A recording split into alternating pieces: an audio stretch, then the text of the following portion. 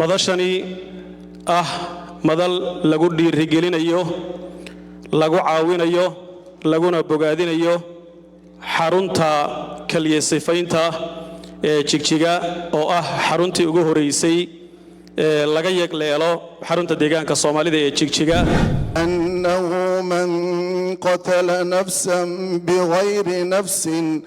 بغير نفس أو فساد في الأرض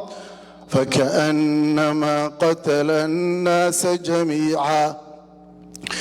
ومن أحياها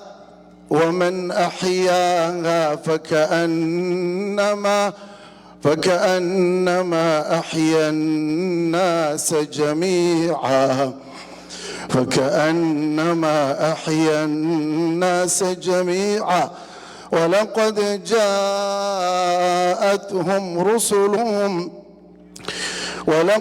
جاءتهم رسلنا بالبينات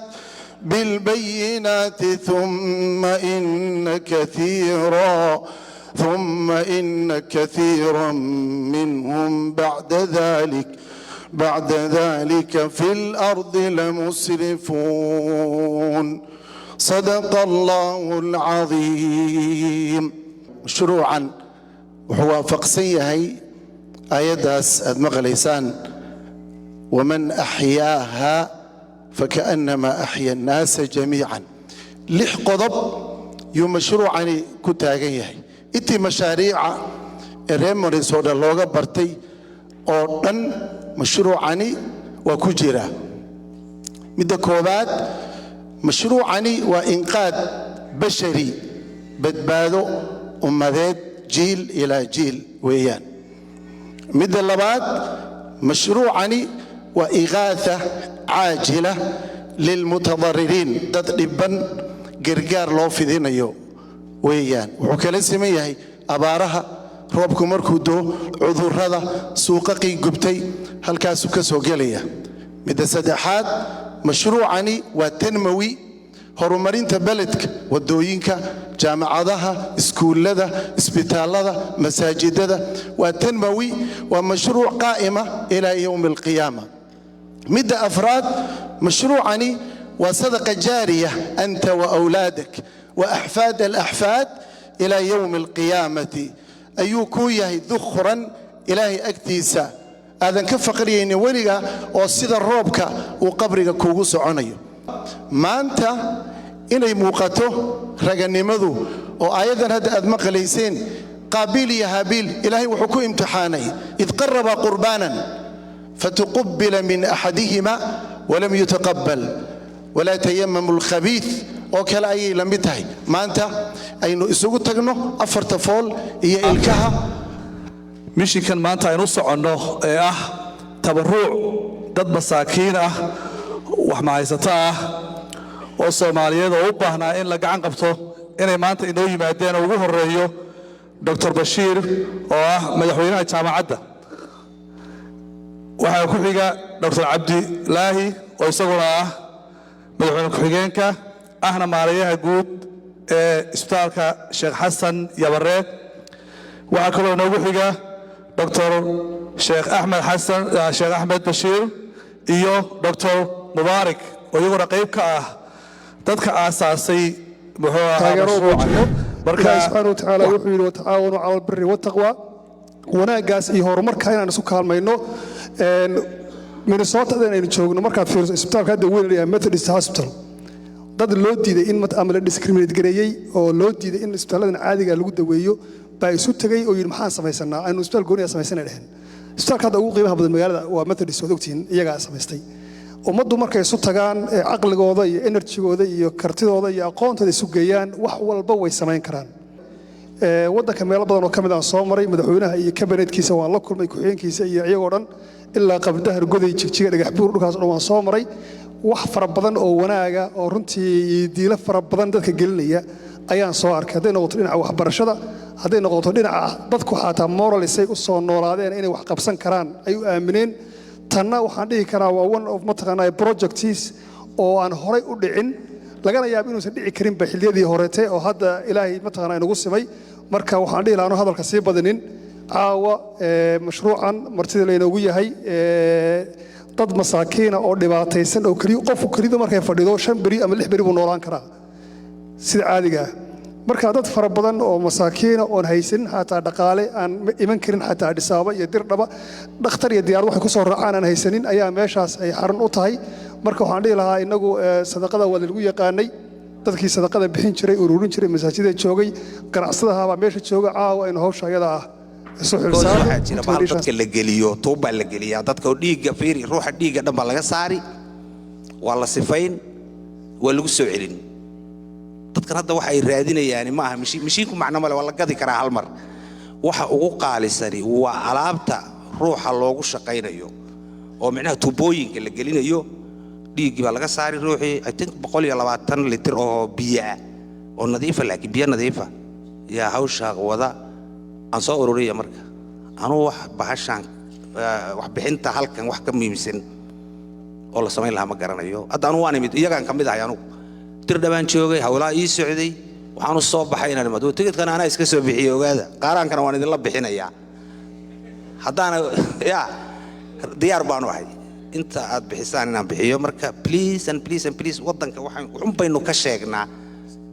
marka wax bixiya dawladdu waa ku mahadsan tahay sida aan ka warqabo gacan bay siisay waa public private partnership PPP baa la yiraahdaa waad garanaysaan dawladdu may qabataa dawladda Itoobiya ana soo maray waa meesha ugu haysata Itoobiya oo dhan meerka dir dhawaa ee yeedhay nimankaas la shaqeeysaa baan maqlay ma nacaawis waxaan ku dhigtay dadkiina abaabul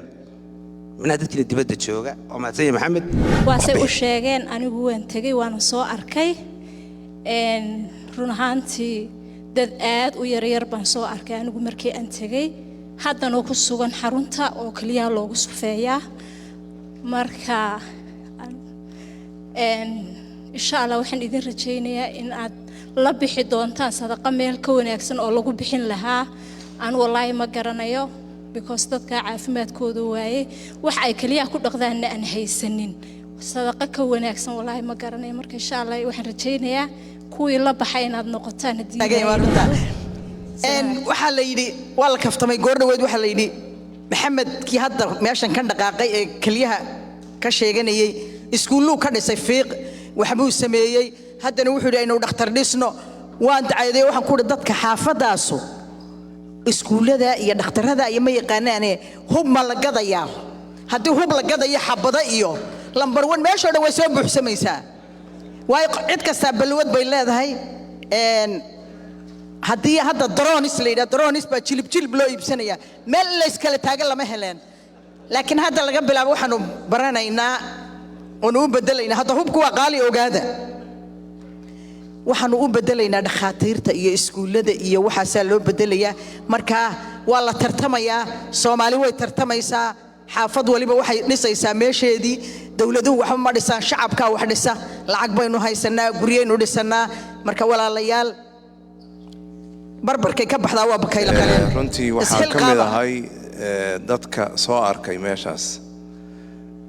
mar aan jigjiga tagay waxaan ku soo arkay dad badan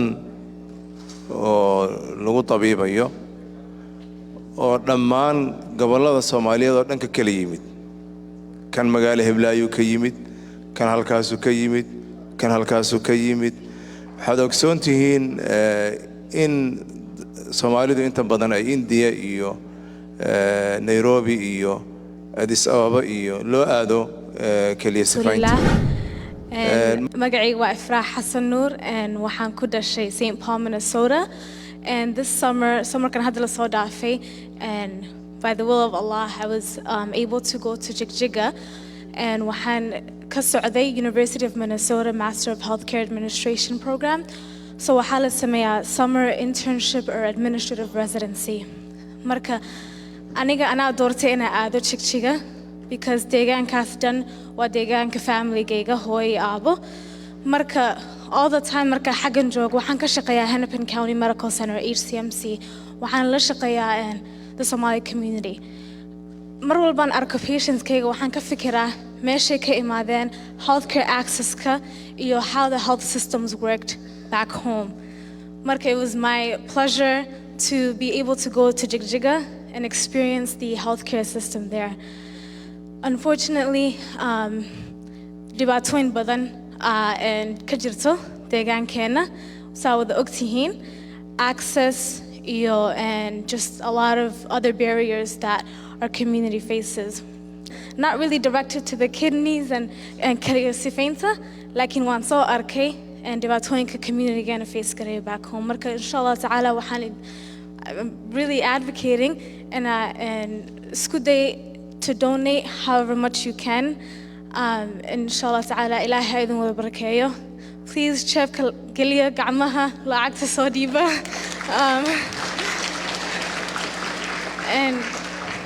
And really think about the impact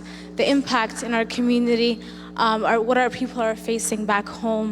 I think I'm sure a lot of you guys are ka imaadeen xaggaas oo marka ka fikira idinka ama caruurtiina ama xaasaskiina familigiina oo dhibaatadaas ku jiro oo dhimanayo because they don't have access to healthcare, because they don't have the medical equipment to support them. Marka jazakumullah khair, and I really thank the people who are organizing this fundraising events, and please donate what you can. Marka waxaan ku hadlayaa guddiga ganacsatada gobolka Minnesota. Guddigan halkan caawa nala jooga andanka amba guddiga samawade ayaa shaahid u ahaa oo markhaati ka ahaa shaqada ay ka hayaan dhakhtarkaasi jigjiga ku yaala. markii hore waxaan u tagnay arrin kale oo samafala oo maxaan qoraadey arrintii suuqii gubtay Taiwan maxaan qoraa Ali iyo Sheikh Mursal iyo ay noo hogaaminayeen. marka maadaama magaaladii aan joogno waxa la yiri balkaale arka meelo badan. marka meeshii ugu darayd isniri waxbaad ka qaban kartiin waxay noqotay dhakhtarkaasi dadka kaliyaha laga bedelo. haddaan caawa halkan aan keenay waxaan iga filananaa in aad mataqaanaa aadna sharaftiin oo mataqaanaa anakuna horkacana inikuna mataqaanaa caawa halkaasi ayna kaga bixin inikoo oo mataqaanaa wax yar bixin. lacagtu ma aha tijaabka ku jirta ma aha, waa tijaabka walaalaha ku jirta ayaa lagu xisaabtamayaa. qof kasta $1 hadduu isku qoro 9 qof kale uu ka soo qaadi karaa. waxa ugu dhib yar ee la ururiyo ayaa ni sheegaya waxa weeyaan samafalka. haddii niyadka tahay 10 qof hadaad weydiisid 8 way ku siinayaan. marka caawa adiguna saad u qaado walaalahana u qaado. 2017kii wixii ka horeeyay deegaanka kama jirin adeeg keliyo dhaqis ah saad la socotaan iyo la tacaalidoodaba intuba waxa sababi jiray bukaanka dhaawacyo kala duwan oo ay ugu horeeyeen kaliya xanuunku naftoodana way ku waayi jireen bukaankaasi kaliyaha safiin la'aanta ka jirtay deegaanka,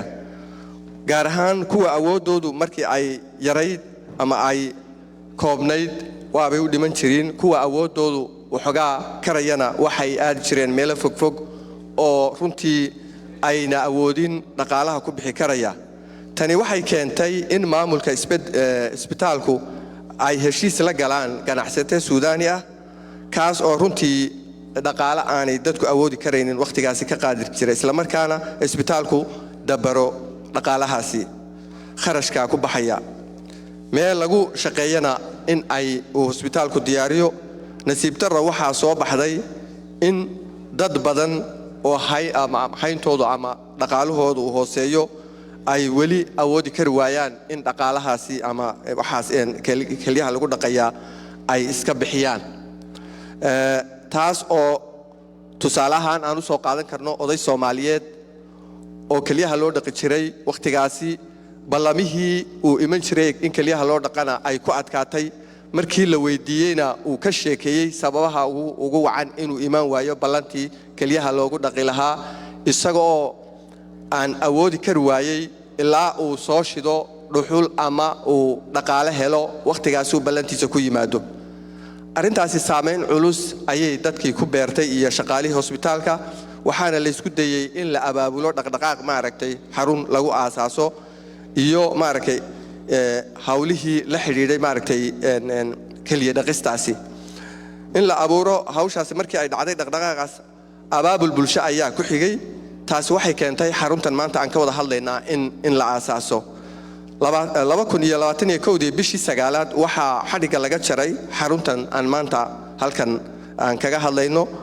taasi oo markaasi bulshada iyo jaamacadda Jigjiga iyo xukuumadda dawladda deegaanku ay iska kaashadeen waxaa mid kamid ah mashaariicdii ugu horeysay ee markaasi dadku isku tashi iyo iskaashi laga fuliyo hirgelinteedana bulshadu ay lafdhabar u ahayd xarunta dhismaheeda iyo ka shaqayntiisa sanadkii koowaad waxaa ku baxay 35 milyan iyo 400 oo lacagta Ethiopia 4.5 waxaa bixiyay mulkiilaha Hope Food Complex oo ah ganacsato muwaadina isla markaana ku nool deegaankeena jaamacadda Jigjiga iyo xafiiska xukuumadda dawladda deegaanka Soomaalida sidoo kale mashiinada biyaha sifeeya waxaa ku baxay 1.5 milyan waxaa soo iibiyay isla shirkadii Hope Food Complex oo muwaadin deegaankeena uu iska lahaa kaalinta qurbajoogta run ahaantii meesha kama maqnayn waxaa 10 milyan waxaa 10 maashin nooga soo diray wadanka Australia walaalkeen jaamac Faarax Magool run ahaantii aan jecelahay inaan halkan uga mahad celiyo dadaalka uu halkaasi ka soo muujiyay waxaa sidoo kale ka qayb galay maamulka magaalada Jigjiga madaxweynaha deegaanka wuxuu bixiyay 10 milyan oo loogu talagalay supply-ga ama inputkii muddo 1 sano oo ma aragtay xaruntaasi loo isticmaali lahaa ugu dambeyn hospitaalku wuxuu diyaariyay 10 milyan oo operational cost ah oo runtii xaruntaasi ma aragtay iyaduna si ay shaqadeeda u gudato gabagabadii walaalayaal reer Minnesota ee sharafta leh bukaanka waxaa laga qaadaa 800 oo bir oo kaliya laakiin wadanka markaad fiirsaan inta laga qaadaa intaasi waa ay ka badan tahay taasoo dhaqaalaha ku baxa 25% oo kaliya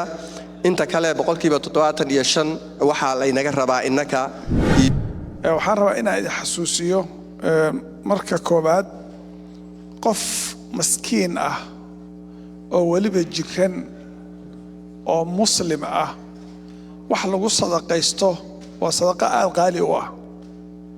wuxuu nabigu sheegay sallallahu alayhi wasallam markuu la hadlayay dadka muslimiinta ah inma turhamuuna wa turzaquuna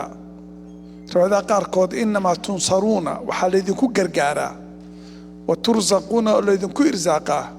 biducafaa'ikum dadka tabarta daran qof maskiina markaad wax tartid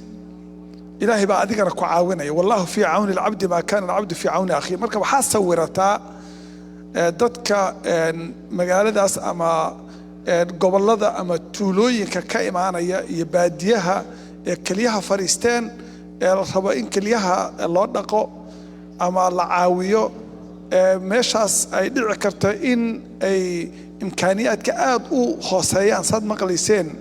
لقوا عاونة يو مركب أنت وحلنا وجبها هي إن أنا وحترق أو وحكبنا إن شاء الله تعالى حتى أن دور مشين قدنا أما أن دور سيستم أو كلي سفين أن أو هرجلين وحوي ما قبلنا إن شاء الله تعالى حفلتها مركان السجون معنا ضدكو حيب حيان مر والبصدقة دي لا فيلي وحكبنا أو حنرجينا يا وحقاد وبدن إلا بحين دونه بكان كفاية ستي وعنتاس استضاف بقولوي لا ينتسى كلا وسديت كن dadkan waxa iskugu jiraan dad reer Jigjiga ama deegaanka u dhasho kaliya ma ah waxa ku jira dad Somaliland qaybtan Oromia Puntland xitaa dad qurba joog ah oo ehelkoodii chance u helay inay soo salaamaan waayo qofka haduu kaliya dhaco meel uu ku dhaqo ku baahan yahay qurba joog xitaa ku jirta wadamadan ka tagay waxa marka qasab noqotay in la sii ballaariyo waayo dadkii ayaa maqlay waa la iskaga dawan yimid marka waxay noqotay inay ku filaan waday 10kii mashiin hore yaalay faceka labaad marka xarun labaad ayaa la dhisay qof ganacsadaha ayaa dhisay iskii mashiinadii asaga ballan qaaday supply-gii way waxa ugu muhiimsan ee iminka loo baahan yahay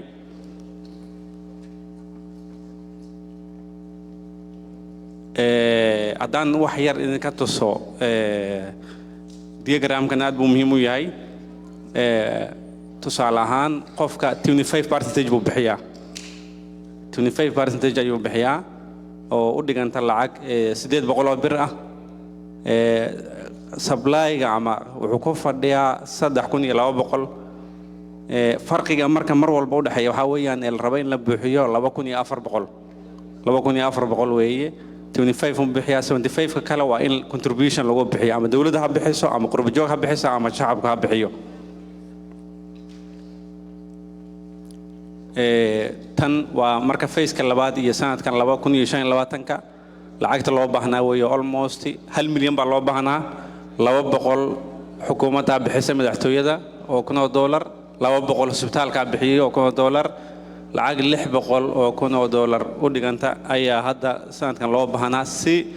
bukaanku uu 25% ka bas uu bixiyo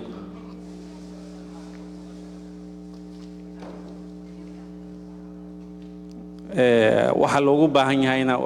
waa supply-gan waa mashiinadii waa sancadii oo la sii wada maintenance-goodii gacanta guddi baa ku haysa 12 qof 14 qof sida la sheegay maqlayseenna waxay ka kooban tahay dad rayada oo culimo iyo ganacsato isugu jirtay aqoon-yahan iyo dhaqaatiir ka howlgala dhakhtarka Sheekh Xasan Yabarre ee Referral Hospital loo yaqaano Jigjiga oo jaamacadda hoos yimaada 3 sano iyo dheeraad 4 sano muddo ku dhow ayuu shaqaynayaa lacag aad badan baa ku baxday lacagtaas badan ee baxday inta dawladdu waa in markaas aasaas noo ahayd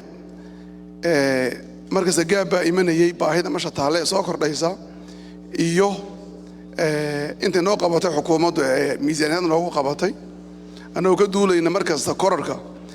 3 sano xukuumaddu lacag bay noo qabanaysay markastana dana gaab baa imanayay oo baahidaa soo kordhaysay dadkii annagu aan u haynay sabalaayarka loogu talagalay dad ka badan oo naafilaynin oo culaysaa soo kordhi jiray tii waxay keentay inaannu in badan bulshadii reer Jigjiga iyo ganacsatada iyo deegaanka si guud ahaaneed ay aad u caawiyaan oo ay kharash aad badan ku bixiyaan iyadoo garab socoto gurmadkii iyo dadaalkii ay xukuumaddu ay gacanta ugu haysay iminka annagu safarka iyagana wuxuu yahay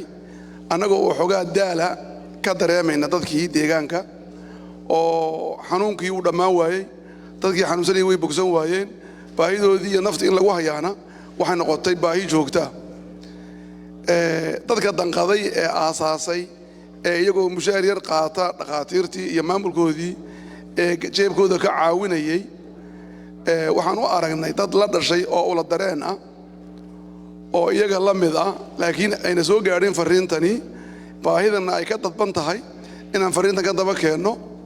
iyagoo oo waftigii khayrqabaha ahaa ee gurmadka noogu yimid ee dabkii ka soo qayb qaatay inay ummaddii gargaaraan inagu baraarujiyeen inaad ku fiican tihiin oo aad u tihiin haddaad tihiin reer Minnesota aad koobka qaadeen bixinta iyo jeeb furaanta iyo gurmad wax la qabadka ayaan annaguna idinkaga daba nimid waxaanu idiin wadnay fariinta odhanaysa wanaaggii aad hayseen ee bulshada Soomaaliyeed u hayseen ee sanduuqa u haydeen iyo jeebka ayaan annaguna idiin keennay baahida kaliya annagu fariinsidayaal baan ahayn fariintaan idiin keennay waa fariinta odhanaysa baahi baa halkaa ka jirta idinkana waxaa la idinka bartay inaad ka jawaabtaan baahiyaha noocaasa xukuumaddu way dadaashay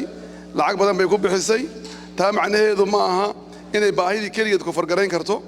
wuxuu ku salaysan yahay guddida aan ka koobannahay 6 xubnoodii waa dad ganacsatay iyo culimo ah 8 kalena waxa weeyaan waa dhaqaatiirka howlgala dhakhtarka howlgala inteedaas waxaan nahay waa weji soo gaadhsiiye uuna waxaan u dhaxaynaa baahanaha iyo bixiyaha marka idinku waxaad tihiin bixiyihii waxaanu rajaynaynaa caawaraad fiican baad samayseen mahad ballaadhan baanu idinka gudbinaynaa laakiin baahidu waa mid joogta waxaan u baahannahay in laydinka helo dadaan ilaaweynin baahida oo noo taagan oo garab taagan mar walba aad baan idin salaamaya wasalaamu calaykum waraxmatullahi tacaala wabarakaatu السلام عليكم aad iyo aad baan idiin salaamay kulley culimo badan iyo madaxdii oo dhan way hadleen mahadnaqun baan u istaagay intaa ka sokow waxaan isweydiiyaa inta badan arrintan aan ka wada hadlaynay keliyaha ruuxa bani aadamka waxaa la dhahaa keliyihiisu maalintiiba 300 ilaa 400 jeer buu dhiigga sifeeyaa waa per day 300 goor hadda lacagtan caadiga ah ee la qiimeeyo halkii mar waa $50 baa dhakhtarada lagu qiimeeyaa in keliyaha lagu sifeeyo marka waxaan isweydiiyaa 300 goor marka lagu dhufto $50 waxay noqonaysaa 15,000 ruux kastaba haddii la qiimeeyo nimcadaas horta waxaan rabnaa dhammaanteen in ilaahay horta u mahadnaqno taas waa midda kale siduu Dr. Cabdullaahi sheegay xaruntan dadka geeska oo dhan baa loogu adeegaa sidoo kale waxaa jira dad xaggan Minnesota ka tagay oo halka dialyska ku gala waagii hore dadka qurba joogta deegaanka mayna ku noqon jirin ruuxii dialyska loo sameeyo xagga ma tagi jirin laakiin hadda mar la faray meeshii ruuxu imanaya fasax qaraabadiisa eelkiiba soo salaamaya bil buu xagga joogaya adeegiiba soo qaadanaya oo soo noqonaya Yurub oo dhan Mareykan oo dhan baa laga yimaadaa marka taana waa service dheeraad ah waxaan rabaa inaan u mahadnaqo dhalinyaro fara badan oo ka qayb qaatay baa jiray oo hadda markii la yaboohinayay mayna ku jirin laakiin waa dadkii bilowgii 65,000 la sheegay qaybtii bixisay oo dhalinyaro badan oo sii abaabushay intaana xafladda la imanin sii bixiyay aad iyo aad baan iyagana ugu mahadnaqayaa waxa kale oo mahadnaqayaa guddiga oo muddo bil in ka badan ahaa labadii cisho maalin shiri jiray oo barnaamijkan quruxda badan soo abaabulay kulli annagu marti baan ahayn laakiin iyaga shaqada intoodii badan soo qabtay iyagana aad baan ugu mahadnaqayaa jigjiga waana lala soo hadlaa waxa la dhahaa Minnesota ka warrama marka waxaan ku dhigay horta xafladdu ha dhacdo markaasaan ka warramaynaa marka caawa laakiin warbixin fiican ayaan ka bixinaynaa aad iyo aad baad u mahadsantihiin dhammaantiin inta bugtana inaan u ducayno ilaahay inuu caafimaad ka dulqaado dad badan oo rafaadsan weeyaan oo xaaladdu ku adag tahay iyagana inaan u ducayna loo baahan yahay innakana caafimaadkaan haysano inaan ilaahay markasta ugu mahadnaqno $15,000 maalin kasta iska bixin kara per day haddii la qiimeeyo nimcadu ilaahayna siiyey laakiin taas inaan dareensanaano oo ilaahay u mahadnaqno waa loo baahan yahay aad iyo aad baad u mahadsantihiin waxaan ku bilaabay ayaddii aan inoo akhriyey inaan maanta u fadhino waman axyaaha waxaan rabaa inaan si buuxda oo kal iyo laab ah aan ugu mahad celiyo dhammaan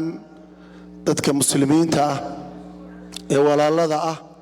ee barnaamijkan kuwii aasaasay kuwii soo abaabulay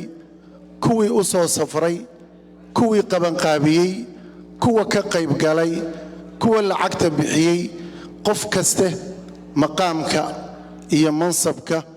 uu ku leeyahay intii wax la baxday iyo intay tabartu u saamixi weyday iyo nin walba wuxuu la baxay waxaan ilaahay u weydiinaynaa bismillaah walxamdu lillaah والثناء لله والصلاة والسلام على رسول الله اللهم يا من يسمع كلامنا هذا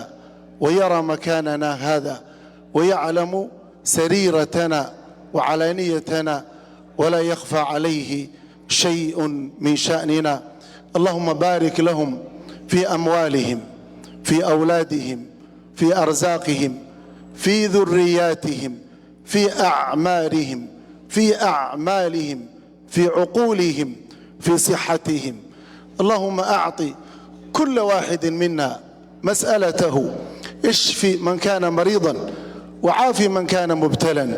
واهد من كان ضالا اللهم أصلح الأولاد والأزواج وذريات إلهنا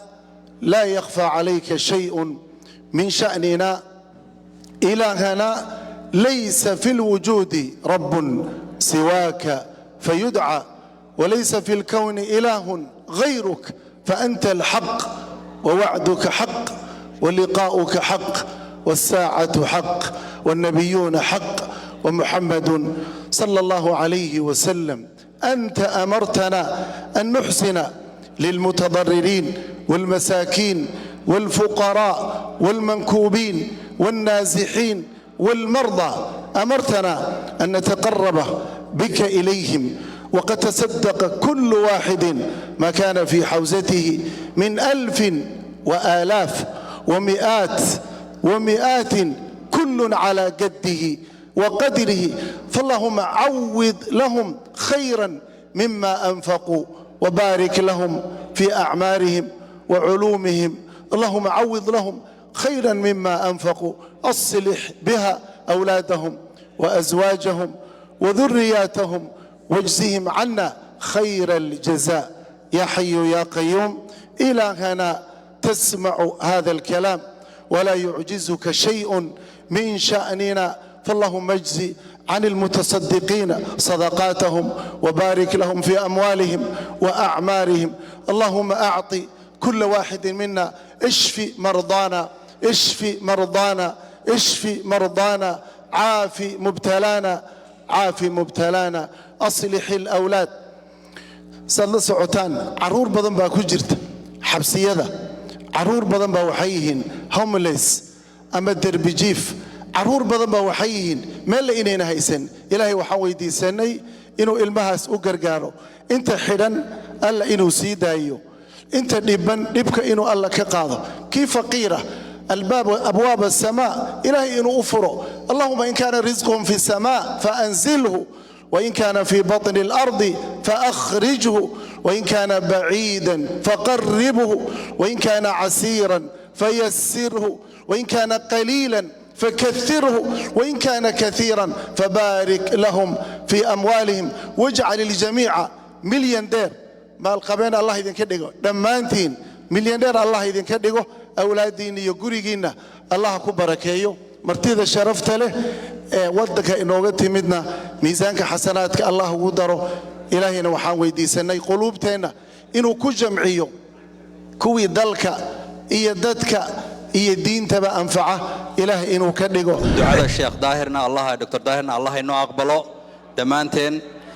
حفلة ديني هالكاس أيه إنه صور دماتي.